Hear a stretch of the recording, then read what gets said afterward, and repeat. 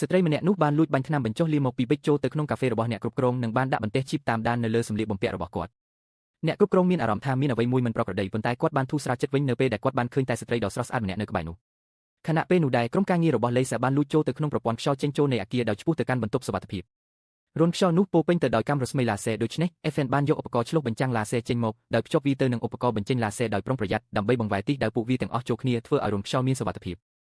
បន្ទាប់មកគាត់បានប្រើទូនៅវីសម៉ាញេទិកដើម្បីដោះវីសគម្របរន្ធខ្យល់និងដកកបាំងការពារចេញនៅពេលនេះអ្នកគ្រប់គ្រងគួរតែត្រូវធ្វើការនៅក្នុងបន្ទប់សុវត្ថិភាពប៉ុន្តែថ្នាំបញ្ចុះលាមកបានចាប់ផ្ដើមធ្វើទុកហើយគាត់មានអារម្មណ៍មិនស្រួលខ្លួនក៏ប្រញាប់រត់ទៅបន្ទប់ទឹកដើម្បីក្អួតដោយប្រើឧបករណ៍តាមដានក្រុមការងារបានដឹងថាគាត់នៅក្នុងបន្ទប់ទឹកហើយក៏បានផ្ដល់សញ្ញាទៅ FN យ៉ាងលឿនដើម្បីបន្តសកម្មភាព FN បានចូលតាមរន្ធខ្យល់ហើយក្រុមការងាររបស់គាត់បានសម្រូតគាត់ចុះយឺតដោយប្រើខ្សែកាប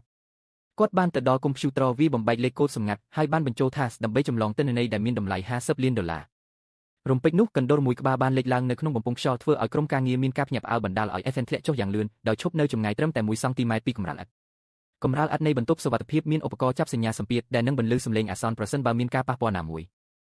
FN បានព្យាយាមរក្សាលំនឹងរបស់គាត់ទាំងញើសហូរជោគជាមហើយក៏បានចាប់ដំណក់ញើសដែលស្រក់ពីវ៉ែនតារបស់គាត់យ៉ាងលឿនក្រុមការងារបានទាញ FN ឡើងលើវិញយឺតហើយគាត់ក៏បានដកយក task ទិន្នន័យនោះយ៉ាងលឿន FN ត្រូវបានទាញត្រឡប់ទៅរន្ធខ្យល់វិញប៉ុន្តែសមាជិកក្រុមម្នាក់បានធ្វើឲ្យជ្រុះកាំបិតខ្លីដោយចៃដន្យដែលវាបានចាក់ដោតជាប់នឹងតុបុយរោគកុំព្យូទ័រអ្នកគ្រប់គ្រងក៏បានដើរចូលទៅក្នុង